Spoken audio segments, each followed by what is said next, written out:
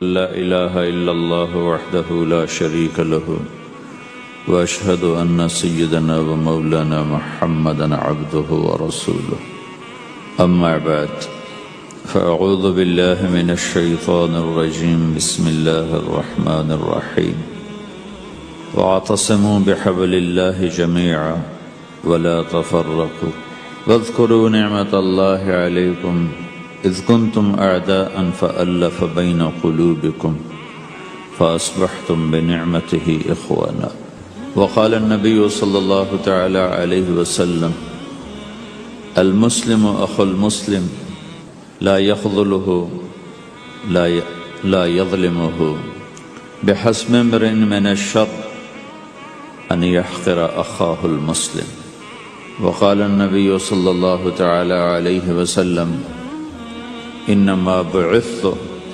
لأتمم مکارم الاخلاق او کما قال اللہ اکبر۔ میرے محترم بھائی اور دوستو، اسلام ایک زندگی گزارنے کا طریقہ ہے، صرف چند عبادات کا نام اسلام نہیں، یہ پوری ایک زندگی ہے۔ اور اس زندگی کو سکھانے کے لیے، چونکہ انسان پیدائشی طور پہ جاہل پیدا ہوتا ہے، اسے کچھ نہیں آتا، اسے سیکھنا پڑتا، اور جو سیکھتا ہے باہر سے سیکھتا ہے، سیکھا سکھایا نہیں پیدا ہوتا۔ کسی بچے کو آپ جنگل میں چھوڑ دو اور کوئی اس سے ملے نہیں تو وہ گونگا ہوگا، کچھ نہیں بول سکے۔ لیکن آپ چڑیا کے بچے کو تنہا چھوڑ دو، کوئی چڑیا اس سے ملاقات نہ کرے تو وہ اپنی زبان ہی بولے گا، اپنی زبان میں بولے گا۔ کوے کو تنہا چھوڑ دو، کوئی کوا اسے ملنے نہ دو تو کوے کی زبان ہی بولے گا۔ لیکن انسان کو گجراتی کا بچہ پنجابیوں میں چھوڑ دو تو گجراتی بھول جائے گا، پنجابی بولے گا۔ پنجابیوں کا بچہ گجراتیوں میں چھوڑ دو تو وہ پنجابی نہیں بولے گا، وہ گجراتی بولے گا۔ اور کوئی بھی نہ اس سے ملے، اسے تنہا چھوڑ دو تو وہ کچھ بھی نہیں بول سکے گا، گونگا ہوگا۔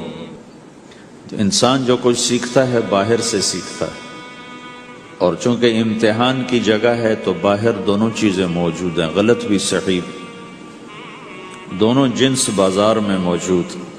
انسان کے علاوہ جتنی مخلوق ہے ان میں غلط کرنے کا کوئی سسٹم ہی نہیں ہے، وہ غلط کر ہی نہیں سکتے، جو کرتے ہیں ٹھیک کرتے۔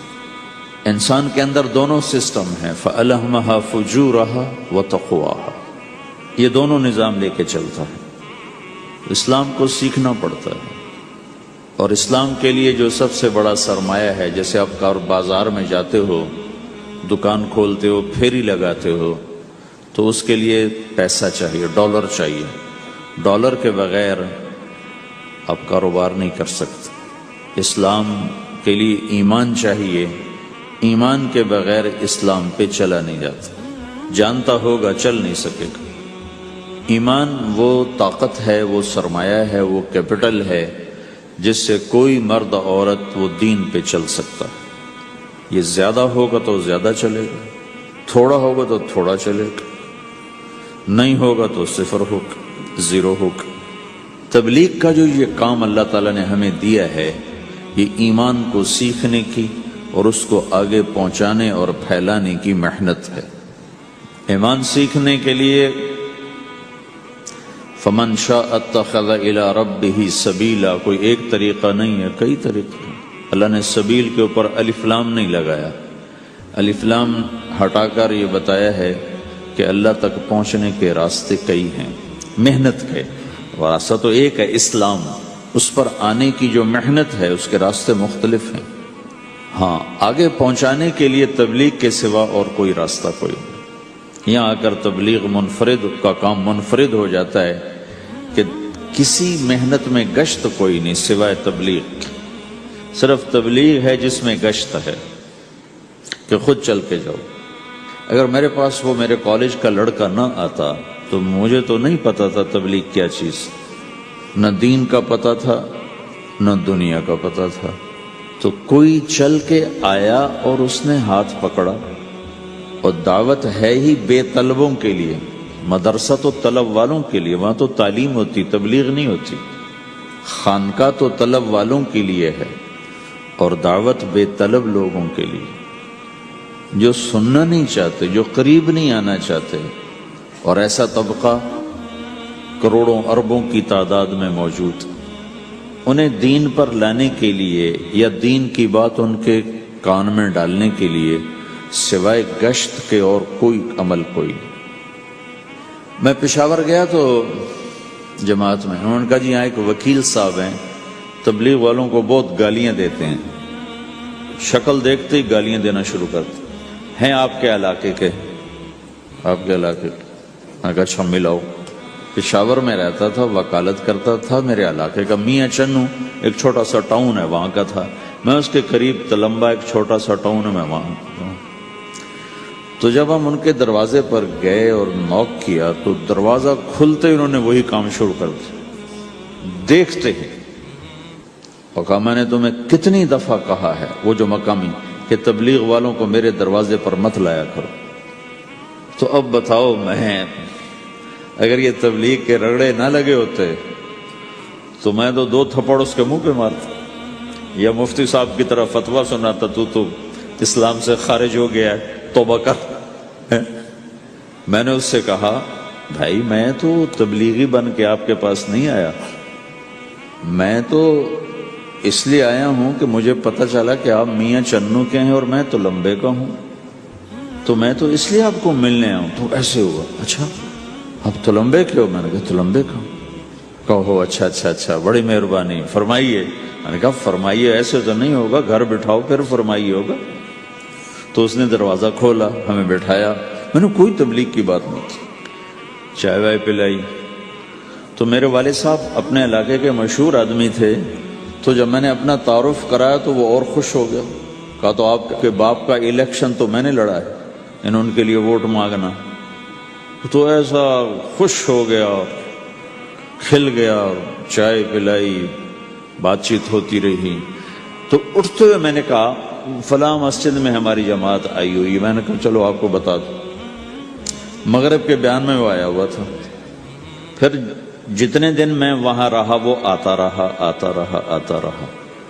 میں واپس چلا گیا. بیچ میں کئی سال گزر گئے. لاہور کیولری گراؤنڈ ایک مشہور جگہ، وہاں میرا بیان تھا. جو کرکٹر آئے ہوئے تھے، ان کو ہم نئے سعید انور، انضمام، مشتاق، ان کو ہم قریب کر رہے تھے. اس وقت نئے ان کو قریب کر رہے تھے. تو یہ لوگ آئے ہوئے تھے. تو بیان کے بعد ان کو لے کر ہم ایک کمرے میں بیٹھے. اس کمرے کی دیوار شیشے کی تھی، تو لوگ اندر آنے کی کوشش کر رہے تھے، تو ان پہرے والے ان کو روک رہے تھے. تو اس میں سے ایک آدمی منہ اوپر کر کے میری طرف سے اشارہ کرے. تو میں نے دیکھا تو ایک آدمی کی بڑی داڑھی، اور وہ مجھے ایسے ایسے اشارہ کر رہا ہے. میں نے نہیں پہچانا. تھوڑی دیر کے بعد میں نے غور سے دیکھا تو وہ وہی وکیل صاحب پشاور والے. تو میں نے کہا وہ ان کو اندر بلاؤ، اندر بلاؤ. وہ اندر آئے تو میں اٹھ کے ملا. کہنے لگے یہ دیکھو، یہ تمہارا ایک گشت، میرا وقت بھی لگ چکا ہے، بدنوں کا چلہ لگا ہے یا 3 چلے لگے ہیں. تو جو دیکھو نا، آپ میں سے کئی لوگ پھیری لگاتے ہیں، جس کو گجرات پھیری لگاتا ہوں. پھیری میں پہلے سمجھا ہی نہیں. پھیری تو کہتے ہیں چھوٹے جہاز کو جو سمندر میں چلتا ہے. میں سمجھا یہ پھیری لگاتے ہیں، پھیری. اور وہ تو گجراتی میں پھیری کہتے ہیں پھیری کو. تو پہلے تو میں چکر کھاتا رہا کہ یہ کیا ہے پھیری. پھیری تو چھوٹے جہاز کو کہتے ہیں، چھوٹا بحری جہاز. تو پھر بعد میں کسی نے کہا کہ یہ چل پھر کے سودا بھیجا. اچھا اچھا، پھیری کو پھیری کہہ رہے ہیں. تم خدا کو خدا کر دیتے ہو. خدا کا شکر. ایک تو خدا لفظ ہی میں نے پہلے کہا تھا بولنے کا نہیں ہے، ایک اس کو خدا کو خدا کر دیتے ہو. خدا کی قسم. تو تم پھیری لگاتے لگاتے گاہک بنا لیتے ہو. نہیں بناتے ہو؟ پھیری لگاتے لگاتے تم اپنے گاہک بنا لیتے ہو. یہی تبلیغ کا کام ہے کہ پھیری لگاؤ، لوگوں کے در کھٹکھٹاؤ. کوئی لے گا کوئی نہیں لے گا. جو آپ لوگ پھیری لگاتے ہو تو سارے آپ سے سودا لیتے ہیں؟ نہیں لیتے. کوئی لیتا ہے کوئی نہیں لیتا. لیکن آپ جاتے رہتے ہو جاتے رہتے ہو جاتے رہتے ہو جاتے رہتے ہو. آہستہ آہستہ آپ اپنا اتنا کام کر لیتے ہو کہ آپ کی روٹی چل جاتی. تو سارے نبیوں نے پھیرا لگایا، کوئی نبی گھر نہیں بیٹھا. کہ میرے پاس کوئی آئے گا تو اسے سکھاؤں گا. ہر نبی نے پھیرا لگایا. اور داؤد علیہ السلام نے ایک دفعہ یہ کیا، ایک بڑا عبادت خانہ بنایا اور اس کی دیواریں اونچی کر دی، اتنی اونچی کہ اندر کوئی جا نہ سکے. اور یہ طے کیا کہ ہفتے میں ایک دن میں کسی سے نہیں ملوں گا، صرف اللہ اللہ کروں گا ہفتے میں ایک دن. تو وہ پہلا دن تھا، اندر سے تالا لگا دیا اور خود اندر بیٹھ گئے. اور پہلا دن ہے کہ میں آج کسی سے نہیں ملوں گا. تو میرے رب کو یہ بات پسند نہیں آئی کہ نبی کا کام کٹ کے بیٹھنا نہیں ہے، لوگوں میں جانا ہے. تو اللہ تعالیٰ نے انسانی شکل میں 2 فرشتے اندر اتار دیے. اذ تصوروا المحراب ففزع منهم قال لا تخف خصمان بغى بعضنا على بعض فاحكم بيننا. کہا جی حضرت ہمارا جھگڑا ہو گیا ہے، ہم آپ سے فیصلہ کروانے آئے. تو داؤد علیہ السلام ڈر گئے کہ دروازہ بند ہے، یہ آئے کہاں سے؟ دیوار اتنی اونچی ہے کہ اس کے اوپر سے چھلانگ لگا کے بھی اندر نہیں آ سکتے. تو یہ کون ہے، آئی کہاں سے؟ دروازے کو دیکھیں تالا لگا ہوا ہے، دیوار کو دیکھیں اتنی اونچی ہے، تو کون چھلانگ لگا کے اندر آئے گا؟ تو ڈر گئے. تو کہنے لگے جی آپ ڈرے نہیں، ہمارا جھگڑا ہو گیا. کہ کیا جھگڑا ہے؟ کیا جھگڑا ہے؟ کہ ان ھذا اخی له 99 نعجہ ولی نعجۃ واحدہ فقال اکفلنیها وعزنی فی الخطاب. یہ میرا بھائی ہے، اس کے پاس 99 بکریاں ہیں، بھیڑیں، 99 بھیڑ ہے، اور میرے پاس ایک ہے. یہ مجھے کہتا ہے ایک بھی مجھے دے دے، میری 100 پوری ہو جائے. تو آپ بتاؤ یہ غلط کر رہا ہے کہ ٹھیک کر رہا ہے؟ اب یہ فیصلہ تو آپ چھوٹے سے بچے سے بھی کروا سکتے ہو. نہیں، یہ تو لطیفہ سا بن گیا داؤد علیہ السلام کے لیے، لطیفہ بن گیا کہ ایک آدمی کہتا ہے جی میرے پاس 99 ہے، تیرے پاس ایک ہے، تو ایک مجھے دے دے، میری 100 ہو جائیں. تو داؤد علیہ السلام سوچ میں پڑ گئے یہ چکر کیا ہے. تو ایک دم ان کو خیال آیا کہ جیسے میرے رب نے مجھے پیغام بھیجا ہے کہ داؤد تجھے بندوں کو دعوت دینے کے لیے بھیجا ہے، مصلی پر بیٹھنے کے لیے نہیں بھیجا.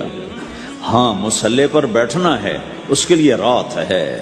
قم اللیل الا قلیلا نصفہ او انقص منہ قلیلا او زد علیہ ورتل القرآن ترتیلا. چل ومن اللیل فتہجد بہ نافلۃ لک عسیٰ ان یبعثک ربک مقاما محمودا.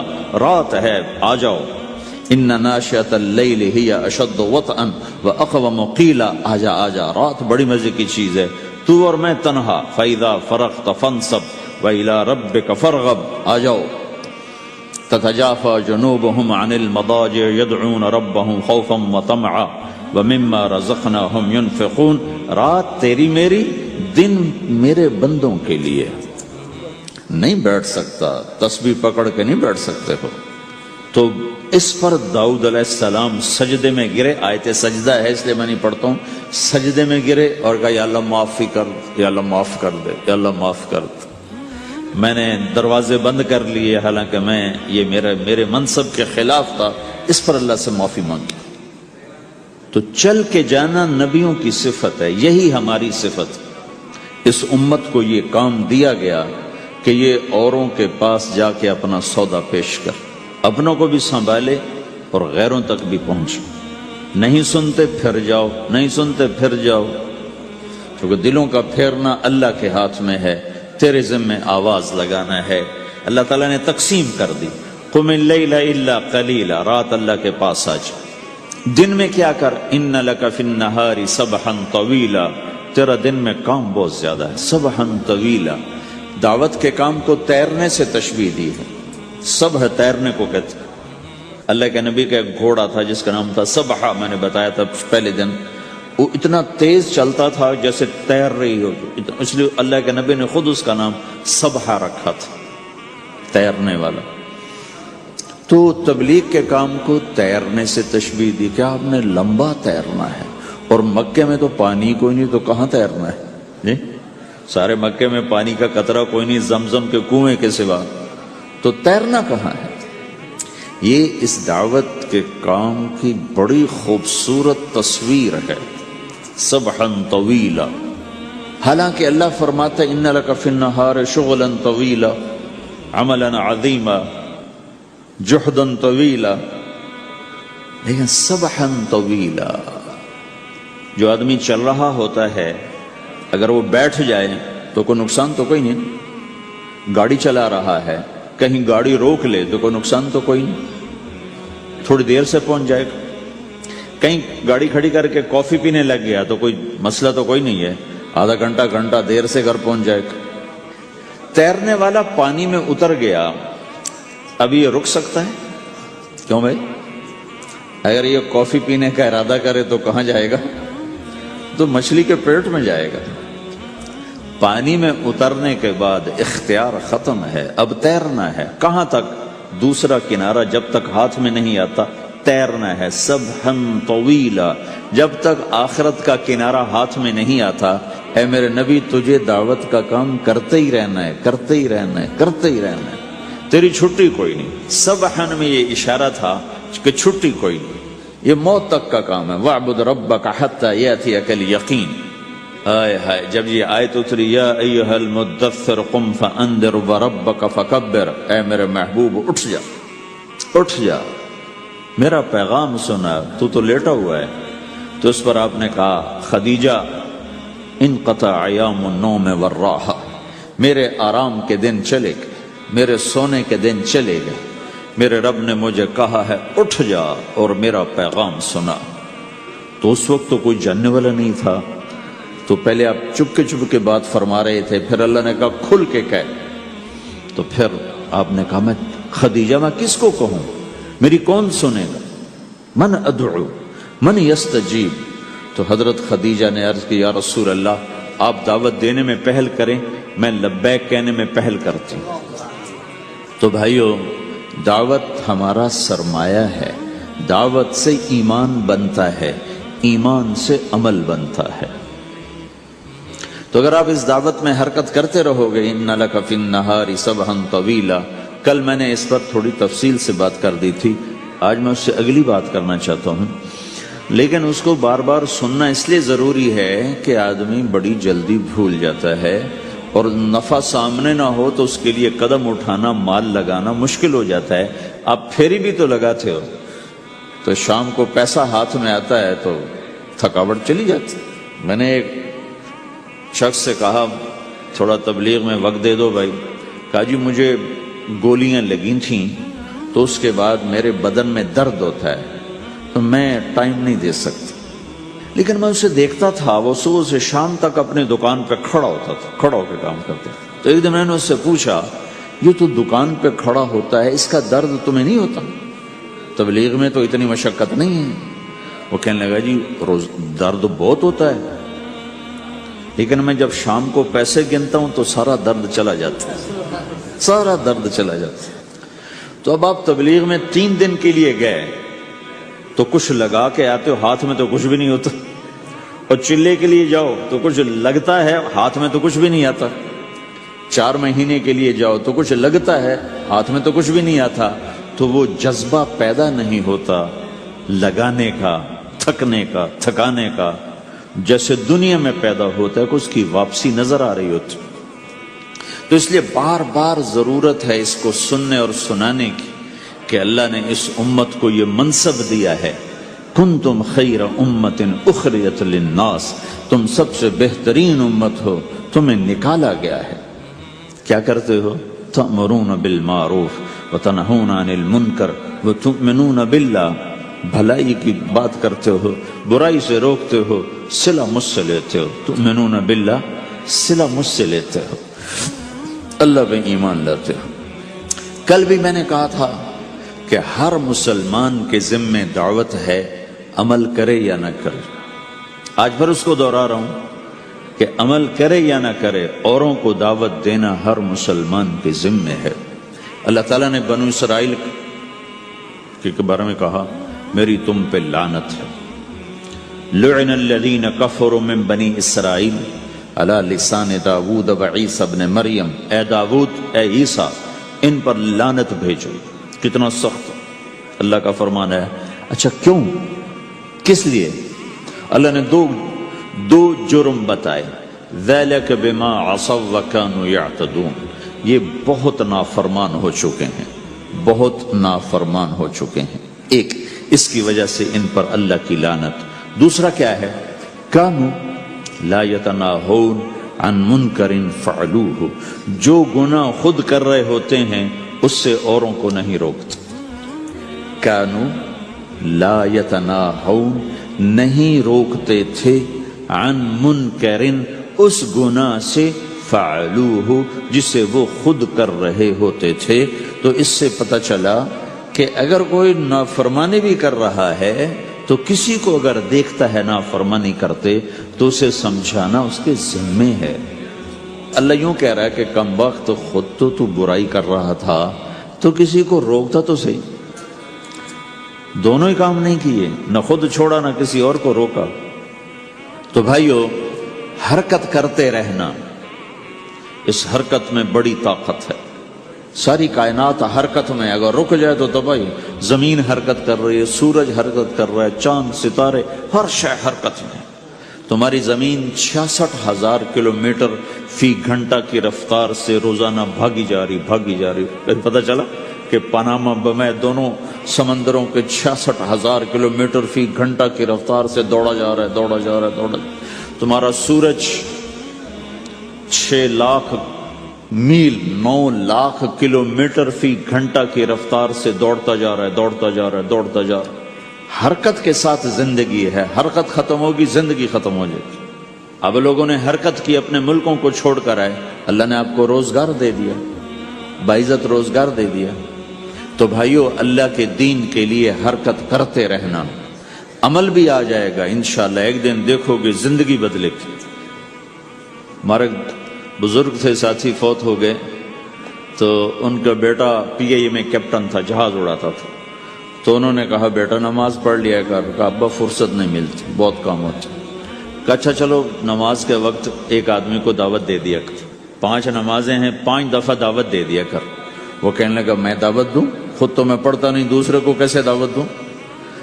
کہا بیٹا ایک تو میری مان لے، نماز کا انکار کیا ہے تو یہ تو مان لے کہ چلو کسی کو کہہ دیا کر کے بھائی نماز پڑھا کرو۔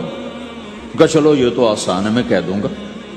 تو اس نے اپنے ابا کی بات مان لی، ہر نماز پہ 1-2 کو کہہ دیتا بھائی نماز پڑھا کرو۔ اس کے والد فوج میں جرنیل تھے، یہ کیپٹن تھا، دونوں کی ملاقات نہیں ہوئی۔ 6 مہینے بعد باپ بیٹا کی ملاقات ہوئی تو دیکھا تو کپتان صاحب کی داڑھی بھی اور ماتھے پہ محراب بھی۔ انہوں نے کہا بیٹا یہ کیا ہوا؟ کہا آپ نے مجھے پھنسا دیا۔ وہ جب میں لوگوں کو کہتا رہا تو میرے اپنے اوپر اثر ہونا شروع ہو گیا کہ میں اپنے آپ کو ملامت کرنے لگا کہ اوروں کو تو کہہ رہا ہے، خود تو پڑھتا نہیں۔ کہا اس نے مجھے کھڑا کیا اور میں نماز پہ آیا۔ پھر ایک دن شیو کرنے لگا، شیشے میں کھڑا دیکھ رہا تھا، تو میں نے کہا جب اللہ کو سجدہ کر رہا ہوں تو چہرے پہ نبی کی سنت بھی ہونی چاہیے۔ تو میں نے سیفٹی بھی پھینک دی، میں داڑھی بھی رکھ لی۔ تو تبلیغ کا کام کرتے رہنا، ہم فرشتے نہیں بن سکتے۔ ایک دفعہ ایک آدمی نے میرے اوپر بڑی چڑھائی کی، تم تبلیغ والے منافق ہو، کہتے کچھ ہو کرتے کچھ ہو، تمہارے قول اور فعل میں بہت فرق ہے، بہت۔ جب ان کا غصہ اتر گیا تو میں نے ان سے کہا بھائی 100 نمبر تو اللہ نے بھی نہیں مانگے، آپ کیوں مانگتے ہو؟ اللہ نے کہا ہے فمن ثقلت موازینہ، جس کی نیکیاں بڑھ جائیں گی، گناہ تھوڑے ہوں گے تو پاس کر دوں گے۔ تو 100 نمبر تو اللہ نے بھی نہیں کہا کہ ایک گناہ تیرے کھاتے میں نہیں ہونا چاہیے، 100/100 نمبر لے گا تو جنت دوں گا، نہیں تو ریپٹ مار کے جہنم میں ڈالوں گا۔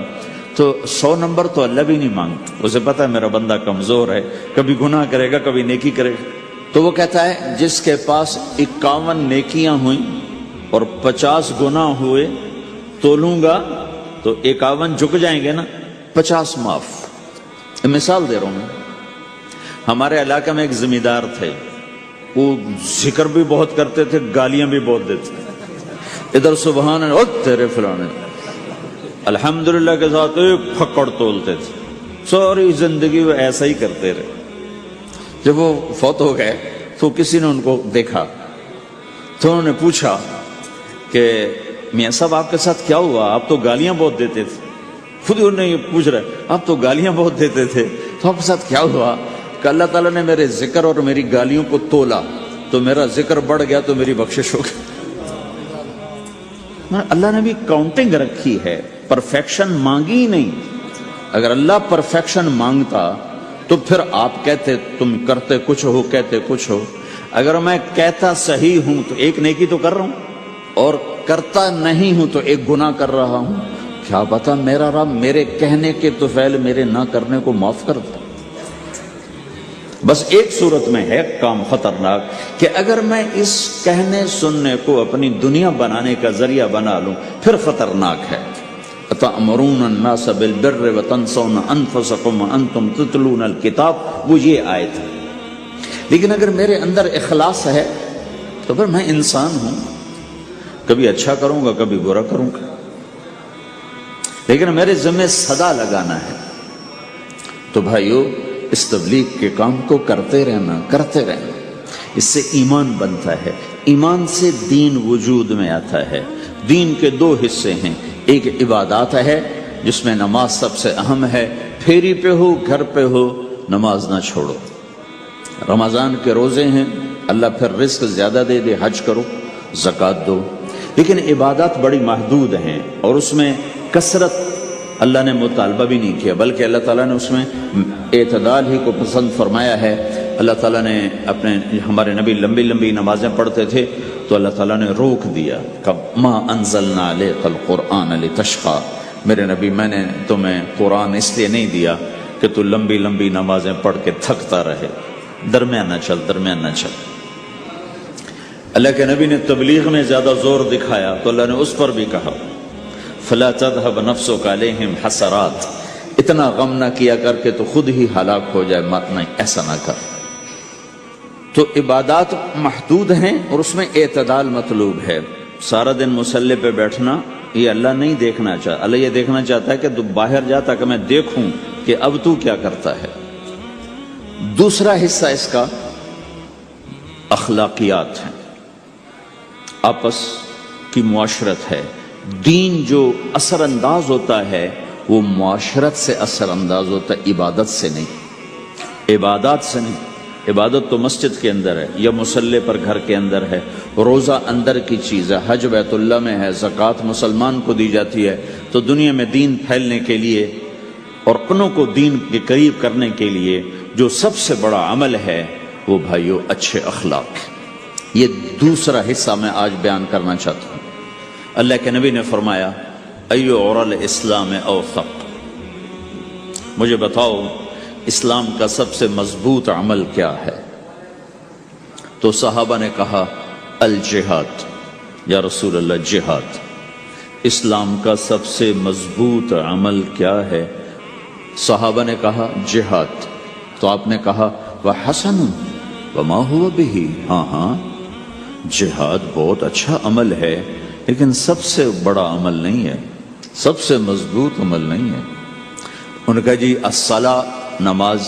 تو ہم نے کہا ہاں وحسنۃ وما ہی بہا، نماز بھی بہت اچھی چیز ہے لیکن وہ نہیں جو میں پوچھ رہا ہوں، سب سے اعلیٰ، سب سے اوپر، سب سے مضبوط نہیں. تو انہوں نے کہا جی الحج، حج. تو آپ نے کہا حج بھی بہت اچھا عمل ہے لیکن وہ نہیں جو میں نے پوچھا ہے. پھر صحابہ نے کہا جی روزہ، آپ کا روزہ بھی بہت اچھا ہے لیکن وہ نہیں جو میں نے پوچھا ہے. تو پھر صحابہ نے کہا یا رسول اللہ پھر آپ ہی بتائیں، ہمیں تو نہیں پتا. تو ہمارے نبی عبادات سے اوپر لا رہے ہیں، اپنے ساتھیوں کو عبادات پہ قائم کر دیا. ہر آدمی نمازی بن چکا ہے، ہر آدمی روزے دار بن چکا ہے، ہر آدمی مالدار زکوٰۃ دینے والا بن چکا ہے اور ہر آدمی حج کا جذبہ پیدا کر چکا ہے. اب آپ ان کو اخلاق پہ لانا چاہتے ہیں چونکہ اسلام کی تکمیل اخلاق سے ہے. اسلام کو تشبیہ دی گئی ہے گھر کے ساتھ، بنی الاسلام والا خمسن. تو بنیا کا لفظ عمارت پر بولا جاتا ہے. تو اسلام کی بنیاد میں ہے کلمہ، نماز، روزہ، حج، زکوٰۃ. اگر اس مسجد کی بنیادیں بھر دی جائیں تو اس کو مسجد تو نہیں کہیں گے نا. ہاں جی بنیادیں ڈال دی ہیں، چھت ڈالنی ہے. جب چھت پڑے گی تو پھر یہ مسجد کہلائے گی. تو اسلام کی بنیاد قائم ہو چکی تھی، اب آپ چھت ڈالنا چاہتے تھے. چھت کیا ہے؟ وہ اچھے اخلاق ہیں. تو اب آپ ان کو اوپر لا رہے ہیں. تو آپ نے جب پوچھا تو انہوں نے وہی کہا جو انہوں نے ابھی سیکھا تھا، نماز، روزہ، جہاد، حج، لیکن آپ نے سب کی نفی کر دی، نہیں یہ بھی نہیں، یہ بھی نہیں، یہ بھی نہیں، یہ بھی نہیں۔ اچھا یا رسول اللہ آپ بتائیں، تو آپ نے فرمایا ان اوثق عرى الاسلام الحب للہ والبغض للہ، اسلام کا سب سے مضبوط عمل وہ آپس میں اللہ کے لیے محبت کرنا ہے۔ اسلام کا سب سے مضبوط عمل وہ آپس میں اللہ کے لیے محبت کرنا ہے۔ اسلام کا سب سے مضبوط عمل وہ محبت ہے، اللہ کے لیے بغض ہے، اللہ کے لیے محبت ہے، یہ اسلام کا سب سے مضبوط عمل ہے۔ تو بھائیو، یہ چھوٹا سا معاشرہ اسلامی بن جائے، اس کے لیے بنیاد میں نے پہلے بتا دی، اب چھت بتا رہا ہوں، وہ ہیں اچھے اخلاق۔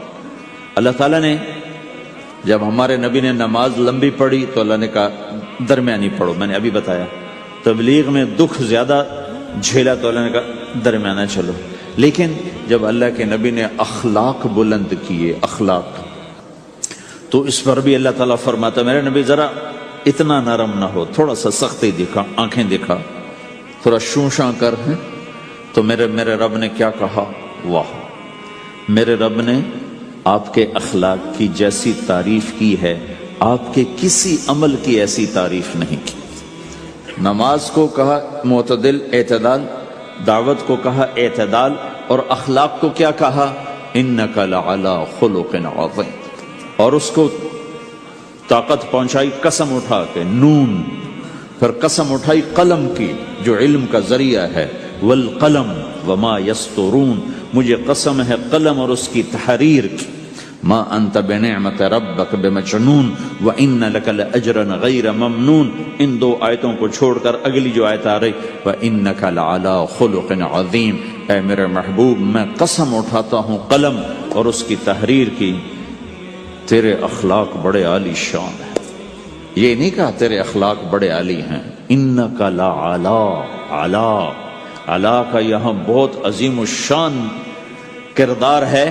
علا یہ بتا رہا ہے کہ اے میرے نبی، جتنے اخلاق تصور کیے جا سکتے ہیں وہ سب تیرے تابع ہو چکے ہیں، اور تو ان پہ سوار ہو چکا ہے، تو ان پہ چھا چکا۔ علا چھا جانے کے لیے ہوتا ہے کہ تمام اخلاق تیرے غلام ہو چکے ہیں۔ ایک دفعہ آپ نے فرمایا اچھے اخلاق 360 قسم ہیں، 360 قسم، 360 صفات کا مجموعہ اچھے اخلاق۔ کوئی ایک صفت کسی کو مل گئی تو جنت میں چلا جائے گا۔ تو ابو بکر رضی اللہ عنہ سامنے بیٹھے تھے، کہنے لگے یا رسول اللہ افی منہا شیء، ان 360 میں کوئی میرے اندر بھی کچھ ہے؟ تو آپ نے کہا تیرے اندر سارے کا سارا، کوئی کمی کوئی نہیں، پورے۔ یہ آپ نے اور کسی کو نہیں کہا، صرف آپ نے یہ ابو بکر سے فرمایا کہ ابو بکر تیرے اندر پورے اخلاق 360۔ تو بھائیو، آپس کی محبت اور اچھے اخلاق یہ اسلام کا سب سے چوٹی کا سبق، سب سے اعلیٰ درجے کا سبق۔ اب ایک حدیث میں جو حدیث جبریل کہلاتی ہے، وہ انسانی شکل میں آ کر پوچھتے ہیں یا رسول اللہ اسلام کیا ہے؟ تو آپ کہتے ہیں کلمہ، نماز، روزہ، حج، زکوٰۃ، یہ اسلام ہے۔ یہی سوال اب آخری حج کا موقع آ چکا ہے، اب اسلام 9 سال آگے، 10 سال آگے جا چکا ہے اور اس کی شکل مکمل ہو چکی ہے۔ تو عمر بن عبسہ رضی اللہ تعالیٰ عنہ یہ آخری حج کے موقع پر آپ سے ملتے ہیں اور آ کر یہ آپ سے پوچھتے ہیں یا رسول اللہ مل اسلام؟ سوال ایک ہے، مل اسلام؟ شروع میں مدینے کے داخلے کے شروع میں جبریل انسانی شکل میں آتے ہیں اور کہتے ہیں مل اسلام، اسلام کیا ہے؟ تو آپ کہتے ہیں کلمہ، نماز، روزہ، حج، زکوٰۃ۔ اب یہی سوال 10 سال کے بعد یا 9 سال کے بعد عمر بن عبسہ کہتے ہیں یا رسول اللہ مل اسلام، اسلام کیا ہے؟ تو اب جواب سنو، آپ نے فرمایا اطعام الطعام وطیب الکلام، میٹھا بول بولنا اور کھانا کھلانا۔ کسی سے میٹھا بول بولنا کتنا عظیم ہے میرے اللہ کی بارگاہ میں کہ آپ نے فرمایا ابتسامک فی وجہ اخیک صدقہ، تو اگر کسی مسلمان کو ہنس کے مل لے تو یہ بھی تیرے لیے صدقے کا ثواب۔ صدقہ لکھا جائے گا۔ جبریل کہتے ہیں یا رسول اللہ مل ایمان، ایمان کیا ہے؟ تو آپ فرماتے ہیں اللہ کو ماننا، فرشتوں کو ماننا، نبیوں کو ماننا، کتابوں کو ماننا، تقدیر کو ماننا، موت کے بعد کی زندگی کا اقرار کرنا۔ ان تؤمن باللہ وملائکتہ وکتبہ ورسلہ وبالبعث بعد الموت، یہ ہے ابتدائی جواب۔ اب یہی سوال عمرو بن عبسہ کرتے ہیں 9 سال کے بعد، یا رسول اللہ مل ایمان، ایمان کیا ہے؟ تو آپ نے فرمایا الصبر والسماحہ، صبر کرنا، معاف کرنا۔ سوال ایک ہے، جواب 2 ہیں۔ کیوں کہ جگہ اور نوعیت بدل چکی ہے۔ ابتدائے اسلام ہے تو عبادات بتائی جا رہی ہیں، انتہائی اسلام ہے تو اخلاق بتائے جا رہے ہیں کہ اے عمر، ایمان کیا ہے؟ صبر کرنا، معاف کرنا، صبر کرنا، معاف کرنا۔ تو بھائیو، جو ہمارا معاشرہ بنے گا اسلامی، گھر میں باہر، وہ بنے گا اچھے اخلاق سے، عبادت سے نہیں، علم سے نہیں، تبلیغ سے نہیں، وہ بنے گا اچھے اخلاق سے، میٹھے بول بولنے سے، درگزر کرنے سے، معاف کرنے سے، سہ جانے سے، اور بازار میں سچائی۔ بازار میں میٹھا بول نہیں، وہ تو ہر تاجر مسکرا کے ملتا ہے، ہاں وہ تو کاروبار ہے مسکرانا۔ سچا بول، الصدق ینجی والکذب یہلک، میرے نبی نے فرمایا سچ نجات دیتا ہے اور جھوٹ ہلاک کر دیتا ہے۔ تو بازار کے اخلاق ہیں صحیح بولنا، صحیح تولنا، دھوکہ نہ دینا۔ میرے نبی سے پوچھا گیا یا رسول اللہ مسلمان بزدل ہو سکتا ہے، ڈرپوک؟ آپ نے کہا ہو سکتا ہے۔ کہ یا رسول اللہ مسلمان بخیل ہو سکتا ہے، بخیل کنجوس؟ آپ نے کہا ہو سکتا ہے۔ کہ یا رسول اللہ مسلمان جھوٹ بول سکتا ہے؟ آپ نے کہا جھوٹ نہیں بول سکتا۔ آپ نے فرمایا میں اپنے امت میں ہر عیب کی توقع رکھتا ہوں کہ میرا امتی ہر گناہ کر سکتا ہے لیکن 2 کام نہیں کر سکے گا اگر وہ میرا امتی ہے، ایک جھوٹ کبھی نہیں بولے گا، ایک دھوکہ کبھی نہیں دے گا۔ اور یہ دونوں کام ہمارے پورے عروج پر ہیں۔ تو مسلمان دھوکہ نہیں دیتا کسی کو، مسلمان جھوٹ نہیں بولتا۔ تو اللہ کے نبی نے یہ نہیں فرمایا جو نماز نہیں پڑھتا وہ میری امت میں سے نہیں، جو روزہ نہیں رکھتا میری امت میں سے نہیں ہے، زکوٰۃ نہیں دیتا میری امت میں سے، یہ نہیں کہا۔ آپ نے کہا من غش فلیس منا، جس نے کسی کو دھوکہ دیا وہ میری امت میں سے نہیں، میری امت سے خارج۔ تو آپ کی تجارت پاناما میں ایسی تجارت ہو کہ وہ اسلام کا بولتا ثبوت بن جائے۔ آپ کی جاب ہے تو ایسی ہو کہ پورا انڈونیشیا جو مسلمان ہوا ہے، مسلمان تاجروں کی تجارت سے مسلمان ہوا۔ ملائیشیا، انڈونیشیا، فلپائن، ان علاقوں میں جتنا اسلام پھیلا ہے یہ تاجروں کی محنت سے پھیلا ہے۔ کہاں کے تاجر؟ یمن کے عرب تاجر، ان کے عالی اخلاق، ان کا سچا بول، ان کا صحیح ترازو، اس نے لوگوں کے قلوب کو پھیر دیا کہ یہ پیسے کے غلام نہیں ہیں۔ تو ہماری تجارت اس لیے نہیں کہ ہم پیسہ بنائیں، ہماری تجارت اس لیے کہ ہم تجارت میں اللہ کے احکام زندہ کریں، جس میں سب سے بڑا حکم سچ بولنا ہے اور دھوکے سے بچنا ہے، اور غلط کاروبار سے، غلط کام سے بچنا ہے۔ صرف ہم پیسہ نہیں کماتے، ہم اللہ کا امر دیکھتے ہیں کہ اگر میرے اللہ کے حکم کے مطابق ہے تو ٹھیک، اگر اس کے مطابق ہم چھوڑ دیں تو بھائیو اپنے پہچان کرواؤ سچائی کے ساتھ، دیانت کے ساتھ، دھوکے سے بچتے ہوئے۔ ایک تاجر مجھے بڑے فخر سے بتا رہا، فیصل آباد کی بات، کہ میں صبح صبح قرآن پڑھ رہا تھا، دکان پہ بیٹھا ہوا، کپڑے کا تاجر، تو ایک گاہک آ گیا، کہا جی آپ قرآن پڑھ رہے ہو، بھلے آدمی لگتے ہو، تو میں نے بیٹی کے جہیز کے لیے کپڑا خریدنا ہے، تو میں نے کہا آپ سے خرید لیتا ہوں۔ تو وہ پھر ہنس کے کہنا جی میں نے 16 روپے میٹر والا کپڑا 48 روپے میٹر میں بیچ دیا۔ میں نے کہا واہ بھائی واہ، قرآن کی قیمت بڑی تھوڑی لگائی تو۔ ہائے ہائے ہائے ہائے، اس کو شرم بھی نہیں آ رہی اس بات پر، احساس ہی کوئی نہیں کہ اس نے قرآن پڑھتے دیکھ کر اعتماد کیا اور اس نے قرآن سے ہی اس کو دھوکہ دیا کہ پورے بازار میں 16 روپے گز ہے وہ کپڑا، وہ 48 روپے اس کو بیچ رہا ہے۔ اگر اپنے نبی کی بات سنو. آپ نے کہا سچا تاجر قیامت کے دن نبیوں کے ساتھ کھڑا کیا جائے گا. کیوں؟ کہ ہر موقع پہ جھوٹ بولا جا سکتا ہے، پروفٹ کمایا جا سکتا ہے، دھوکہ دیا جا سکتا ہے، فراڈ کیا جا سکتا ہے، اور اس سے بچتا ہے بچتا ہے بچتا ہے بچتا ہے. نہ اپنوں کو دھوکہ دیتا ہے نہ غیروں کو دھوکہ دیتا ہے. جب انگریز کا دور تھا، دلی میں ایک جیب کترا تھا، جیب کاٹنے والا. تو وہ یہ سکھایا کرتا تھا لڑکوں کو، پھر ان کو بھیجتا تھا. تو اس کا ایک چیلا شام کو صرف 2 روپے لے کر آیا، 2 روپے لے کر. تو اس نے کہا بے وقوف، آج سارے دن کی کمائی 2 روپے؟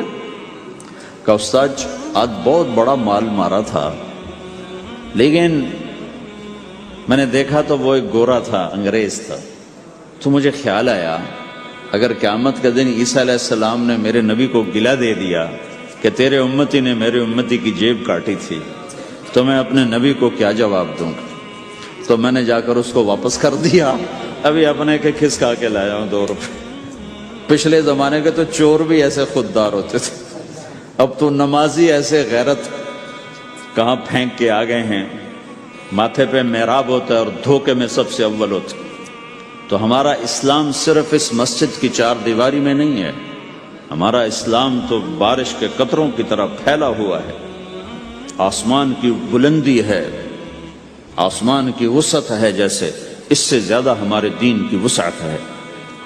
تو آپ کسی دفتر میں ہو یا اپنے کاروبار میں ہو، تو اس میں بھی اللہ کے نبی نے آپ کو طریقہ بتایا ہے. بازار کے اخلاق ہیں مسکرانا نہیں، بازار کے اخلاق ہیں سچ بولنا، صحیح دینا، صحیح تولنا، صحیح سودے کا عیب بتانا. عبد الرحمن بن عوف رضی اللہ تعالیٰ عنہ پہلے 10 صحابہ میں آتے ہیں، پہلے 10 صحابہ. آپ نے کہا ابو بکر جنتی، عمر جنتی، عثمان جنتی، علی جنتی، طلحہ جنتی، زبیر جنتی، سعد جنتی، عبد الرحمن جنتی، ابو عبیدہ جنتی، سعید بن زید جنتی. اس میں ایک عبد الرحمن.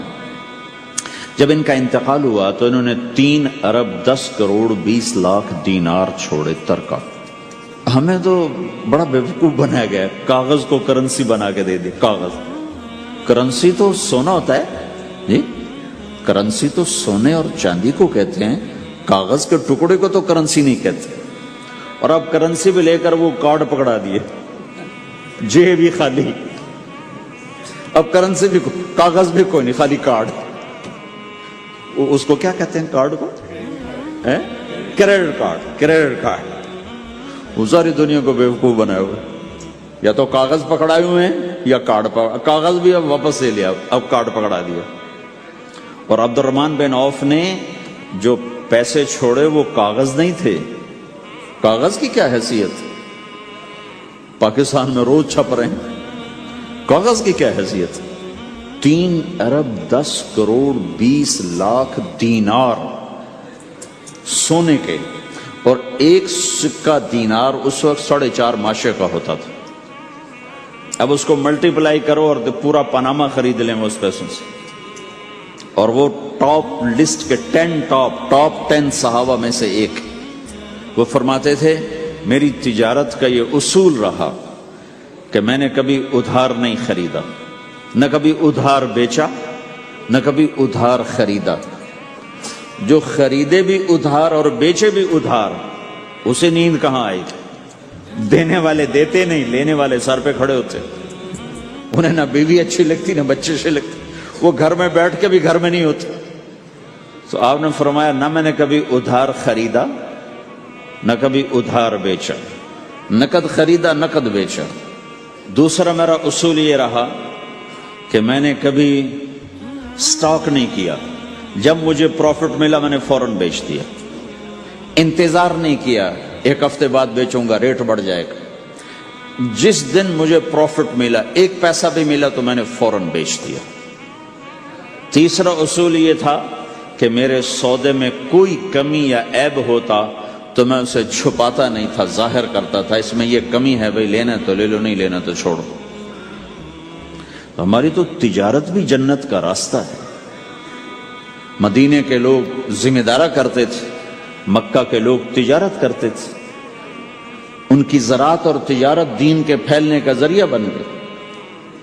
عبد الرحمن بن عوف رضی اللہ عنہ کا مال اللہ کے دین کے کام آیا، عثمان رضی اللہ عنہ کا مال اللہ کے دین کے کام آیا۔ جنگ تبوک میں 10,000 آدمیوں کا سامان حضرت عثمان اکیلے نے دیا۔ 30,000 کا لشکر تھا تو 1/3 10,000 کا سارا سامان عثمان رضی اللہ عنہ نے اپنے گھر سے دیا، اور وہ دینار لا کے پیش کیے نا، تو اللہ کے نبی وہ دینار لے کر یوں کر رہے تھے، ایسے ایسے وہ کر رہے تھے، ما علی عثمان اللہ یعمل بعد عثمان، آج کے بعد تو کچھ نہ کر، جنت واجب ہو گئی تیرے لیے۔ تو بھائیو، ہمارا دین صرف ہمیں عبادت نہیں بتاتا، بازار کی زندگی بتاتا ہے کہ مسلمان بازار میں کیسے ہوتا ہے۔ کسی کے ہاں ملازم ہے تو اس کی نوکری کیسی ہوتی ہے، اس کی دیانت کیسی ہوتی ہے، اس کا بول کیسا ہوتا ہے۔ وہ پیسے پہ قربان نہیں ہوتا، وہ پیسے کو ایمان پہ قربان کرتا ہے۔ تو آپ کی تجارت بھی دین کے پھیلنے کا ذریعہ بنے گی۔ آہا، صرف نماز سے گناہ معاف نہیں ہوتے۔ مسلم شریف کی روایت ہے، من امسا کالن بعمل یدہ امسا مغفورا لہ، جو صبح سے شام تک روزی کماتے کماتے حلال حلال حلال حلال، جھوٹ والی نہیں، کھوٹ والی نہیں، خیانت والی نہیں، حرام چیز نہیں۔ حرام چیز کا بیچنا بھی حرام ہے، خریدنا بھی حرام ہے، اس کا پروفٹ بھی حرام ہے۔ جس گھر میں حرام پیسہ جائے گا وہاں سکھ کبھی نہیں آئے گا، چیزیں آ جائیں گی، چین نکل جائے گا۔ 1960 کی دہائی میں ایک پاکستان کا افسر تھا، اس نے 1960 میں لوگوں کے پاس 100 روپے مشکل سے ہوتے تھے، اس نے اس زمانے میں کروڑوں روپے جمع کیے رشوت سے، بہت بڑی پوسٹ پر تھا۔ جب وہ مر گیا، ایک دن اس کا بیٹا کہہ رہا تھا، کاش ہمارا باپ ہمارے لیے حرام کٹھا نہ کرتا تو کوئی خوشی کا دن ہم بھی دیکھ لیتے۔ جن کے لیے جمع کیا تھا کہ میرے بچے اب مزے سے، میں نے خود اپنے کانوں سے اس کو یہ کہتے ہوئے سنا کئی دفعہ، میں آج مر جاؤں میری بچی کو کسی کی پرواہ نہیں کہ میں نے اتنا پیسہ بنا دیا ہے۔ تو اسی کا بچہ یہ کہہ رہا تھا، کاش ہمارا باپ ہمارے لیے حرام کٹھا نہ کرتا تو ہم بھی کوئی خوشی کا دن دیکھ لیتے۔ تو اللہ کے نبی نے فرمایا، من امسا کالن بعمل یدہ امسا مغفور لہ، جو صبح سے شام تک حلال کمانے میں تھکتا ہے اور تھک کے واپس آتا ہے تو اس کے اس دن کے سارے گناہ اللہ معاف فرما دیتا۔ تو ہمارا بازار بھی دین ہے بھائی، پھر ہمارا گھر بھی دین ہے، گھر کی زندگی دین ہے۔ میرے نبی نے گھر کی زندگی سمجھائی۔ آپ اپنے گھر میں جھاڑو دے رہے ہیں، قاب قوسین کا ٹائٹل لے کر، مقام محمود کا ٹائٹل لے کر، ختم نبوت کا تاج سر پہ سجا کر، نبیوں کے سرداری کا صحرا باندھ کر آپ گھر میں جھاڑو دے رہے ہیں، اپنے کپڑے خود دھو رہے ہیں۔ 9 بیویاں ہیں، 9 اپنے کپڑے خود دھو رہے ہیں۔ کوئی پھٹ گیا ہے خود سی رہے ہیں، جوتا پھٹ گیا خود ٹھیک کر رہے ہیں۔ حضرت عائشہ رضی اللہ عنہ کو آٹا گوندنا نہیں آتا تھا، چھوٹی عمر تھی تو ان کو آٹا گوند کے دیتے تھے، جب تک ان کو آٹا گوندنا نہیں آیا ان کو آٹا گوند کے دیتے تھے۔ ہمیں تو گھر کی زندگی بھی سمجھائی گئی ہے، اور ہمیں بتایا گیا کہ تو اب اپنی بیوی کے منہ میں لقمہ ڈالتا ہے تو یہ بھی تیرے لیے صدقہ ہے۔ سب سے بہترین صدقہ وہ ہے جو تم اپنے بچوں پر خرچ کرو۔ پھر دنیا دکھوں کا گھر ہے تو میں قربان جاؤں اپنے نبی پر، آگے آنے والے سارے زمانوں کو دیکھ کر بیان فرما گئے، بتا گئے۔ اور انہوں نے فرمایا، مجھے بتاؤ جہاد میں خرچ کرنے سے بھی بہتر خرچ کون سا ہے؟ جہاد میں خرچ کرنا تو سب سے بہتر شمار ہوتا ہے۔ آپ نے کہا مجھے بتاؤ جہاد میں خرچ کرنے سے بھی بہتر کون سا خرچ ہے؟ تو صحابہ نے کہا جی ہم تو نہیں جانتے، ہم تو اسی کو سب سے بہتر جانتے ہیں۔ ہم نے کہا نہیں، اولاد کا ماں باپ پہ خرچ کرنا جہاد میں خرچ کرنے سے بھی بہتر ہے۔ یہ کیوں فرمایا؟ کہ آگے نظر آ رہا تھا کہ اولاد نافرمان نکلے گی۔ اگر اللہ چاہے تو اس کے یہ کہنے پر وہ پلاٹ مسجد کے نام ہو گیا، واپس نہیں لے سکتا۔ اگر اللہ چاہے اگر اللہ چاہے، اور اللہ تو چاہتا ہے کہ تم اس کے نام پر دو، من ذا الذی یقرض اللہ قرضا حسنا. ٹھیک ہو گیا؟ یہ بات سمجھ میں آ گئی؟ اب ایک آدمی یوں کہتا ہے انشاءاللہ میری بیوی کو 3 طلاق، اگر اللہ چاہے تو میری بیوی کو 3 طلاق، تو علماء فرماتے ہیں یہ طلاق نہیں ہوگی. کیوں نہیں ہوگی؟ اس لیے کہ اس نے کہا ہے اگر اللہ چاہے تو میری بیوی کو 3 طلاق، اور اللہ چاہتا ہی نہیں کوئی اپنی بیوی کو طلاق دے، لہذا یہ طلاق نہیں ہوگی. ہزاروں دفعہ کہہ دے انشاءاللہ ساتھ لگا ہوا ہو، نہیں ہوگی. کیونکہ اللہ چاہتا ہی نہیں تم طلاق دو. اللہ گھر آباد، سینکڑوں آیات ہیں گھر کو آباد کرنے کے لیے. فَإِنْ خِفْتُمْ شِقَاقَ بَيْنِهِمَا، اگر میاں بیوی میں ہو گئی کھٹپٹ تو بڑھاؤ نہیں. کیا مصیبت ہے کہ کچھ ادھر سے بڑھانا لگ جاتے ہیں، کچھ ادھر سے بڑھانا شروع کر دیتے ہیں. فَبَعْثُوا حَكَمًا مِّنْ أَهْلِهِ وَحَكَمًا مِّنْ أَهْلِهَا، تو طلاق دینے میں جلدی نہ کرو، جلدی نہ کرو. صلح صفائی کے لیے ایک آدمی بچی کی طرف سے آئے، ایک آدمی بچے کی طرف سے آئے، اور دونوں میں صلح صفائی کی کوشش کرو. یا ایھا النبی اذا طلقتم النساء، اے میرے نبی جب تم طلاق دینا چاہو تو یا ایھا النبی یہاں یہ اس لیے آیا ہے کہ اللہ تعالیٰ کہہ رہا ہے اے ایمان والو میں یہ نبی اپنا سفارشی بنا کے تمہارے سامنے پیش کرتا ہوں، طلاق نہ دیا کرو، نہ دیا کرو. یہ ہے یا ایھا النبی سے ایک دم ایمان والوں کی طرف منتقل ہونے کا فلسفہ کہ دیکھو میں اپنا نبی تمہارے لیے سفارشی بناتا ہوں کہ طلاق نہ دیا کرو. اگر دینی پڑ جائے چونکہ جائز ہے، نہیں نباہ ہو رہا، پھر زبردستی بھی نہیں کرنی چاہیے. اگر کوئی جائز وجہ ہے تو طلاق ہوئی ہے، پھر اسے دشمنی کا سبب نہیں بنانا چاہیے.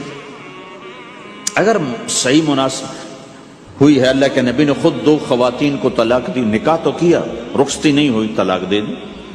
اللہ کے نبی کی بیٹیوں کو طلاق پڑی، حضرت ام کلثوم، حضرت رقیہ رضی اللہ عنہ دونوں کو طلاق دی گئی. ابو لہب کے بیٹوں نے طلاق دی. آپ نے حضرت حفصہ کو طلاق دینے کا ارادہ کیا تو عمر رضی اللہ عنہ کو پتہ چلا، بڑے غمگین ہوئے، تو اللہ جبریل آ گئے، یا رسول اللہ، اللہ تعالیٰ فرما رہے ہیں حفصہ کو طلاق نہیں دے سکتے، یہ آپ کی دنیا کی بیوی بھی ہے، جنت کی بیوی بھی ہے. کہ عمر کے دل شکنی ہو رہی. تو ایک گھر باقی رہے اس کے لیے سینکڑوں آیات اللہ تعالیٰ نے اتاری، اور ہمیں کہا عاشروہن بالمعروف، اپنی بیویوں کے ساتھ اچھا سلوک کرو. ہمیں خطاب، چونکہ مرد کسی کی بچی کو لے کے آتا ہے، لڑکا کسی کی بچی کو لے کے آتا ہے، اور وہ بچی ماں چھوڑتی، باپ چھوڑتی ہے، بھائی چھوڑتی ہے، بہنیں چھوڑتی ہے، سہیلیاں چھوڑتی ہے، سب کو چھوڑتی ہے، اور تیسرے دن اس کو تانے شروع ہو جاتے ہیں، اس کا تو دل ہی نہیں لگتا.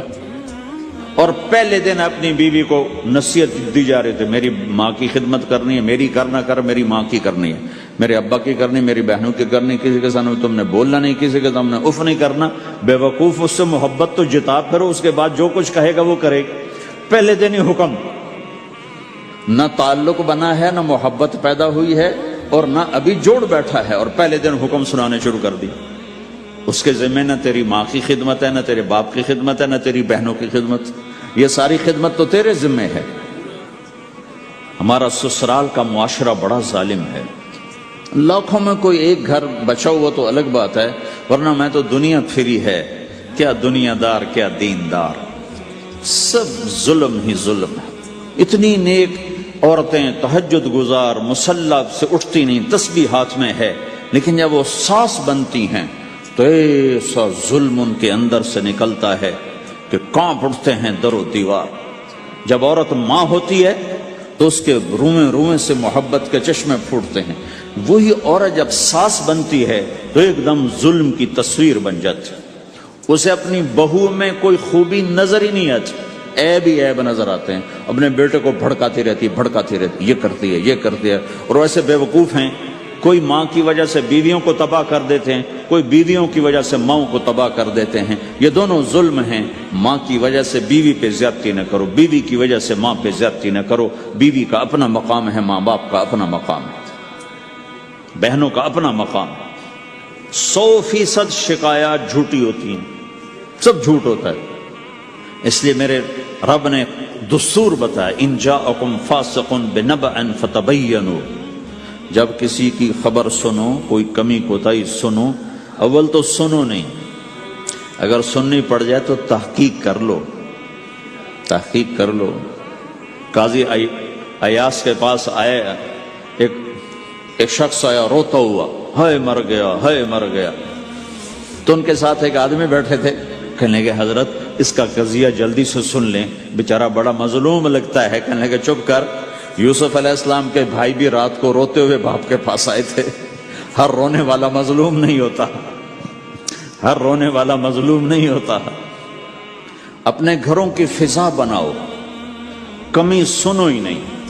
تمہاری بیوی ماں کی کمی بتانے لگے، کہا مجھے نہ بتاؤ، تیری بڑی مہربانی۔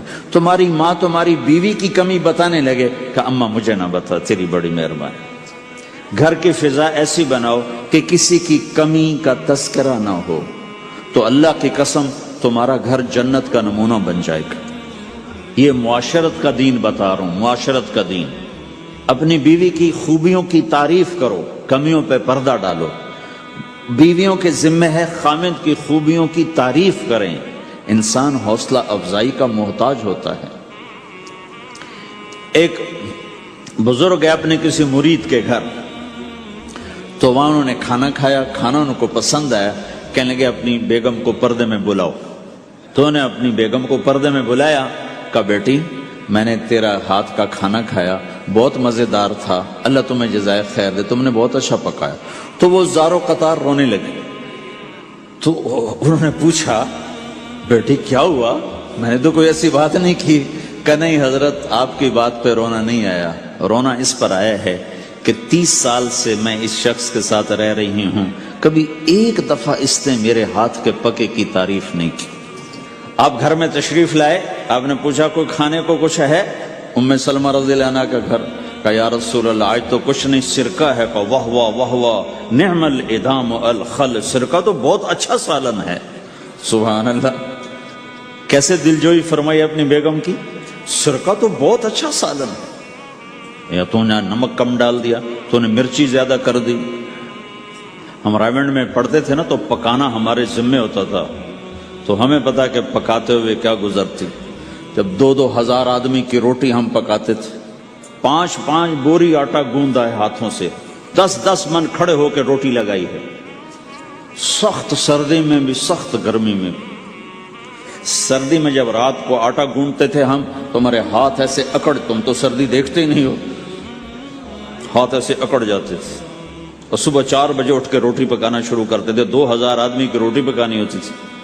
تو اب کوئی آ کر کہتے انہیں کچی روٹی پکائی، تو جی دادا ایک تھپڑ اس کے منہ پہ مارے کہ 4 بجے کے ہم اٹھے ہوئے ہیں، پکا پکا برا حشر ہو گیا، کہتے کچی پکائی۔ بھائی صبر کر کے چپ کر کے کھا جا۔ مولانا الیاس صاحب رحمۃ اللہ علیہ ایک اپنے مرید کے گھر گئے، تو اس نے کھیر بنا کر پیش کی۔ اچھا نمک اور چینی ایک جیسے ہوتے ہیں، وہ دیہاتی عورت سمجھ نہ سکی، چینی کے بجائے نمک ڈال دیا۔ تو انہوں نے جا سب سے پہلے مولانا الیاس صاحب کے سامنے کھیر رکھی، تو آپ نے جو چکھی تو وہ تو تھی کڑوی۔ کہنے کہ بھائی واہ واہ واہ واہ واہ واہ، بڑی مزے کی کھیر، ساری لیا میں اکیلا کھاؤں گا، کسی کو نہیں کھانے دوں گا۔